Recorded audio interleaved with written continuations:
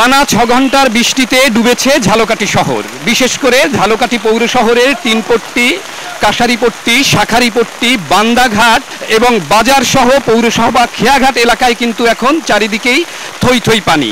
আর এই বেশি পানির কারণে কিন্তু ভোগান্তিতে পড়েছেন। পানি কিন্তু অনেক স্থানে এই দোকান ছুঁই ছুঁই পানি। আরও কিছুক্ষণ এমন বৃষ্টি চলতে থাকলে পানি কিন্তু দোকানপাটে উঠে যাবে। এ ব্যাপারে একজন ব্যবসায়ীর সাথে আমি এখন কথা বলবো।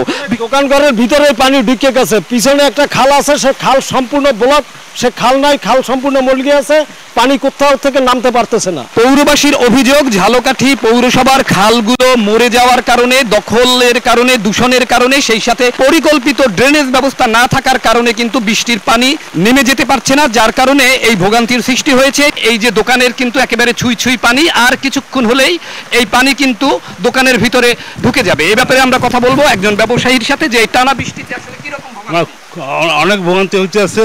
আমরা যাতে ই করতে না পারি, আমার দোকানের সামনে দিয়া একটা ই করে দিয়েছি যাতে পানি না আরে। আগে তো দোকান তলাই যেত।